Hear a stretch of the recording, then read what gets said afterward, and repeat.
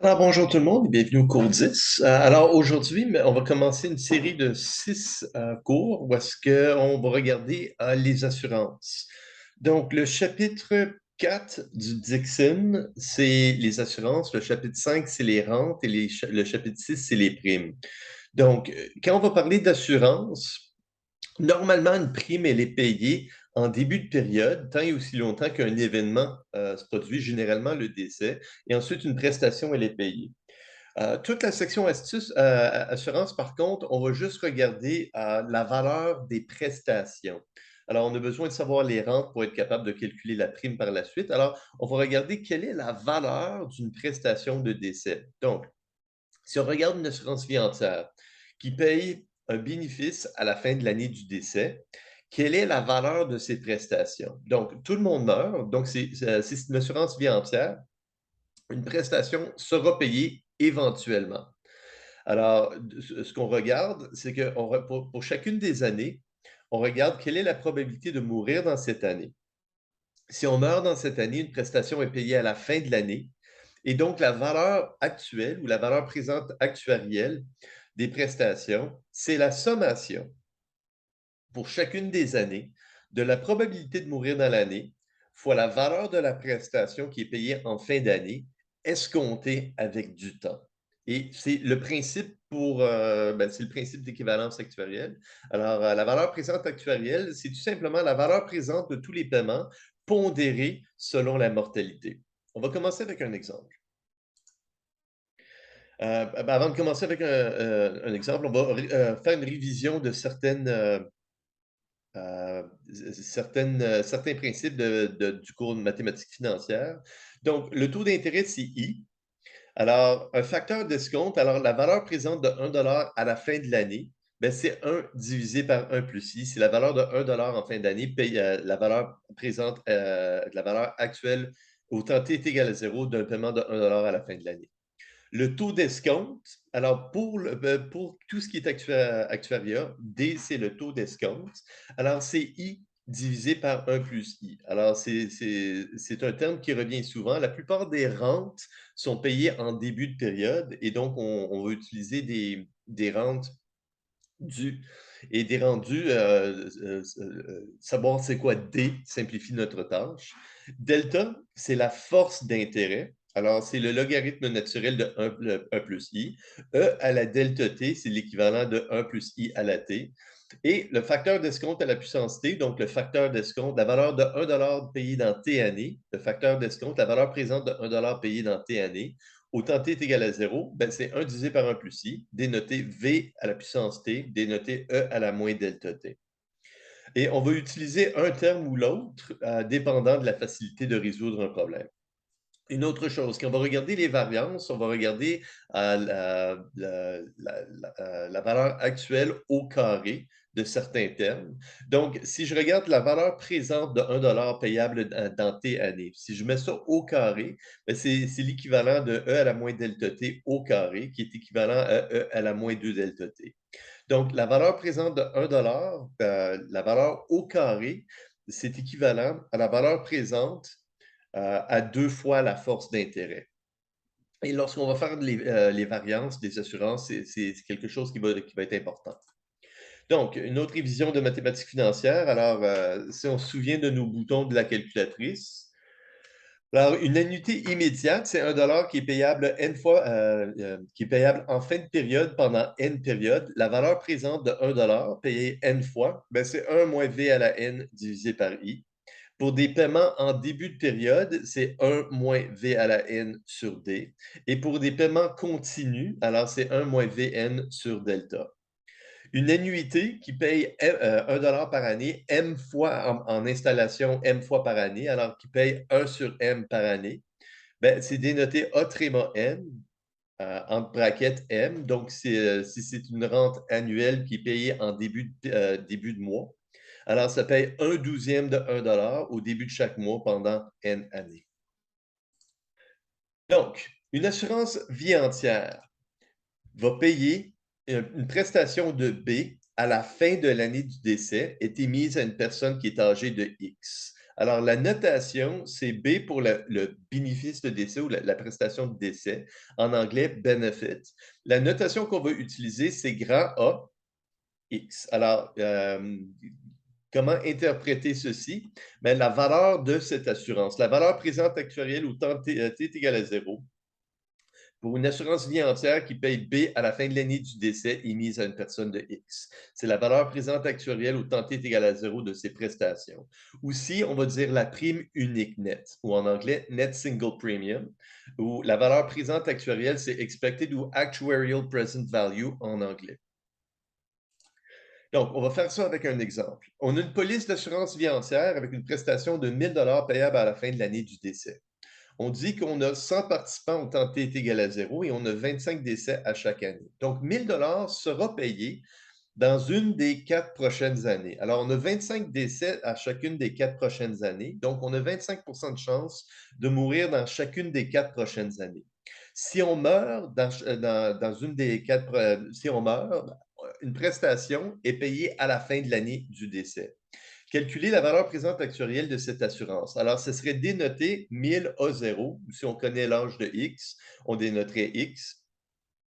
Donc, 1000 va être payé dans les 4 prochaines années. On ne le sait pas quand. On a 25 de chance de payer 1000 à la fin de la première année.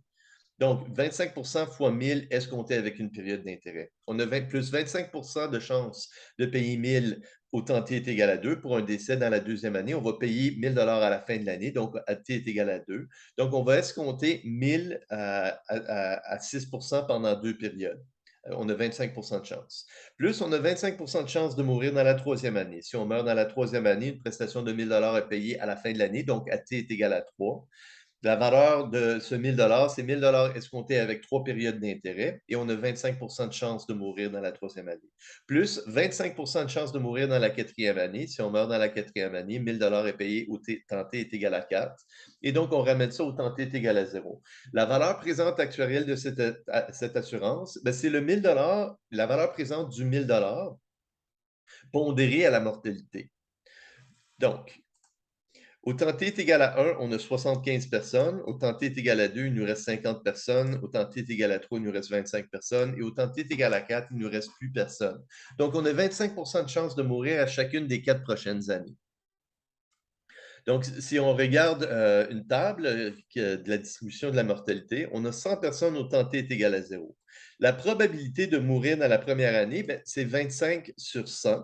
On a 75 de chance de survivre la première année. Donc, on a 25 de chance de mourir la première année.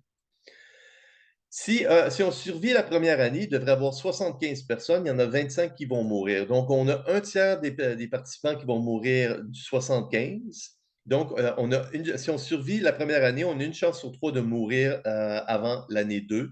Donc, on a 2 chances sur 3 de survivre jusqu'au temps t est égal à 2, sachant qu'on est en vie au temps t est égal à 1. Donc, la probabilité de survivre de survivre jusqu'au temps t est égal à 1, de survivre la première année, c'est 75 On a 75 de chance de survivre la première année et une chance sur 3 de mourir la deuxième année. Donc, on a 25 de chance de mourir dans la deuxième année.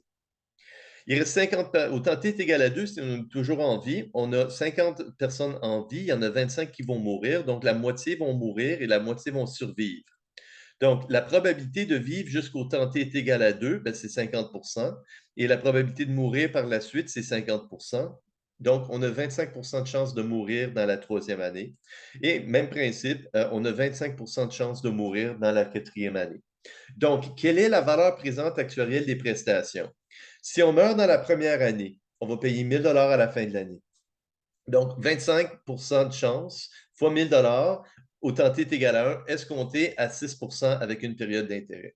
Plus 25 de chance, 1000 payés au temps t est égal à 2, ramené avec 2 périodes d'intérêt. Plus le décès au temps 3, 25 de chance, 1000 qui est payé au temps t est égal à 3, on ramène ça avec 3 périodes d'intérêt. Et 25 de chance de mourir dans la quatrième année, une prestation est payée à t est égal à 4, on la ramène au temps t est égal à 0 avec 4 périodes d'intérêt. Donc, la valeur présente actuarielle d'une assurance vie entière qui paye 1000 à la fin de l'année du décès. Alors, pour le moment, je veux juste vous faire remarquer une chose. Il n'y a rien qui est par-dessus le A. S'il y a une barre par-dessus le A, ça veut dire que la prestation est payable au moment du décès. S'il n'y a rien en haut du A, la prestation est payable à la fin de l'année du décès. Donc, une prestation de 1000 pièces va être payée soit au temps 1, soit au temps 2, soit au temps 3, soit au temps 4, avec probabilité de 25 pour chacune de ces périodes. Donc, quelle est la valeur présente actuarielle?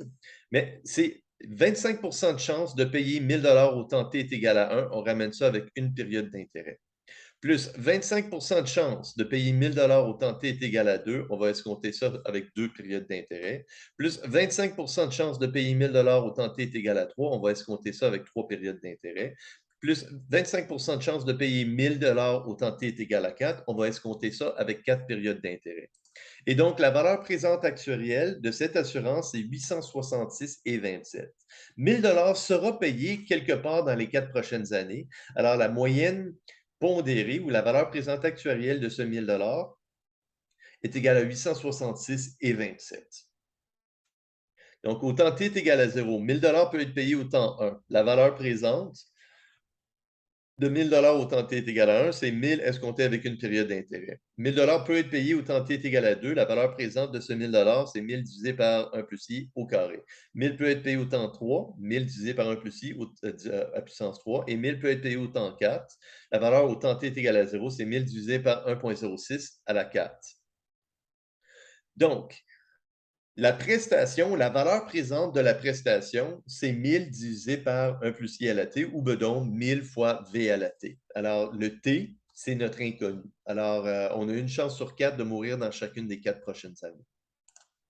Donc, la valeur présente actuarielle au temps t est égal à 0 des prestations pour une assurance vie entière qui paye 1000 à la fin de l'année du décès émise à une personne âgée de 0, c'est 866,27.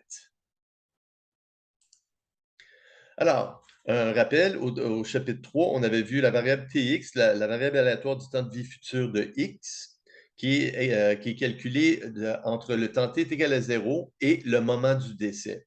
Et on a la variable aléatoire Kx, qui est le nombre entier d'années complètes de vécu par X avant son décès. Donc, si tu meurs dans 12,5 années, Kx est égal à 12. Donc, une assurance vie entière est émise à une personne qui est âgée de X. La prestation de B est payée à la fin de l'année du décès. Donc, on va définir la variable aléatoire Z, la valeur présente de la prestation. Donc, la valeur présente de la prestation, si on regarde dans l'exemple qu'on vient juste de voir, si on regarde dans l'exemple qu'on vient juste de voir, si la personne meurt dans la première année, son nom, KX est égal à 0. Il a vécu K 0 année complète. Donc, au temps t est égal à kx plus 1, donc 0 plus 1 au temps 1, on va verser 1000 pièces. S'il meurt dans la deuxième année, kx est égal à 1. Si kx est égal à 1, on va verser au temps t est égal à 2, 1000 pièces. S'il meurt dans la troisième année, kx est égal à 2. S'il meurt dans la troisième année, si kx est égal à 2, on va payer à la fin de l'année, à t est égal à 3, on va payer 1000 pièces. Et s'il meurt dans la quatrième année, kx est égal à 3, on va payer 1000 pièces à la fin de l'année, donc à 3 plus 1, à kx plus 1, à t est égal à 4, on va payer 1000 dollars. Donc, la valeur présente, ce serait 1000 fois v à la kx plus 1. Alors, kx représente le nombre d'années complètes qu'il a vécu. À la fin de l'année, donc à kx plus 1, on va payer une prestation. La valeur présente de cette prestation, c'est le bénéfice B qui est payé fois un facteur d'escompte. Donc, tu meurs dans la première année, kx est égal à 0. On va payer au temps t est égal à 1. Donc, kx est égal à 0 plus 1 est égal à 1. On paye au temps t est égal à 1. Tu meurs dans la deuxième année, kx est égal à 1. On paye à t est égal à 2. Et ainsi de suite. Donc, l'espérance de Z, on va appeler ça la valeur présente actuarielle au temps t est égal à 0 des prestations. Et pour toutes les prestations qui ont un bénéfice qui est constant, comme l'assurance vie, l'assurance temporaire, l'assurance différée, la dotation pure et la dotation, c'est les 5 assurances qu'on va voir, ont chacun un symbole. Alors, c'est l'espérance de Z. Alors, l'espérance de Z, c'est la valeur présente de la prestation de décès. On paye B à la fin de l'année du décès. Alors, B fois un facteur d'escompte. On paye B à la fin de l'année du décès. Donc, s'il a vécu 9 années complètes, on va payer autant t est égal à 10. Donc, pour chacune des années, on regarde quelle est la probabilité de mourir dans l'année fois le bénéfice qui est payé dans l'année. Pour le moment, 1000 était constant, alors le bénéfice était constant pendant les 4 années, fois un facteur d'escompte pour amener ça au temps t est égal à 0. Donc, prestation de décès escomptée avec intérêt fois la probabilité de payer cette prestation dans l'année. Donc, quelle est la probabilité de mourir dans la première année? Ben, c'est la probabilité qu'une personne âgée de X survit 0 année et meurt dans l'année suivante.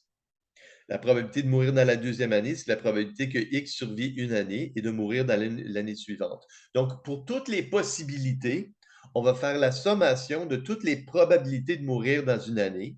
À la fin de l'année, on va payer une prestation et on va escompter ça avec intérêt. La valeur présente actuarielle, c'est tout simplement la sommation de toutes ces prestations pondérées à la mortalité. Donc, l'espérance de Z, c'est la valeur présente de l'assurance, c'est la valeur de l'assurance. Par contre, souvent, du point de vue de l'assureur, on veut savoir quelle est la probabilité qu'on fasse une perte sur cet assuré ou sur un portefeuille d'assurance. Alors, imaginez qu'il y a 1000 assurances qui sont émises à des personnes de 30 ans. Pour chaque police, on va calculer la valeur de l'assurance. Alors, ce serait l'espérance de Z. Mais pour 1000, on va utiliser la normalité. On va calculer la variance de 1000 polices. Donc, pour calculer la variance de 1000 polices, on va calculer la variance de une police. Et la variance de une police, c'est la variance de Z, qui est égale à l'espérance de Z au carré moins l'espérance de Z au carré. Et Z, c'est la variable aléatoire de la valeur présente du bénéfice de décès. Alors, B à la VK plus 1. Alors, B à la VK plus 1, c'est la variable aléatoire de la valeur présente du bénéfice. Donc, si on veut regarder l'espérance de Z au carré, on va faire l'espérance de B fois un facteur d'escompte au carré. Et donc, c'est la sommation de K est égal, pour toutes les années où est-ce qu'on peut mourir, on va faire la sommation de B fois un facteur d'escompte au carré fois la probabilité de mourir dans l'année.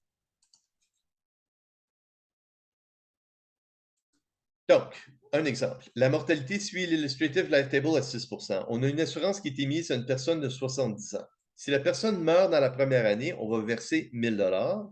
Si la personne meurt dans la deuxième année, on va payer 2 000 $. Il n'y a aucune autre prestation qui est versée. On va calculer quelle est la valeur présente actuelle de cette assurance, donc l'espérance de Z. 1 000 escompté avec une période s'il décède dans la première année, 2 000 escompté avec 2 périodes si le décès a lieu dans la deuxième année. Par la suite, on va aussi calculer la variance de Z, donc 1000 divisé par 1 plus I au carré, 2000 au carré, divisé par 1 plus I au carré. Au carré, on va calculer la moyenne pondérée de la valeur présente du bénéfice de décès au carré. Et avec ça, on est capable de calculer la variance d'une police d'assurance.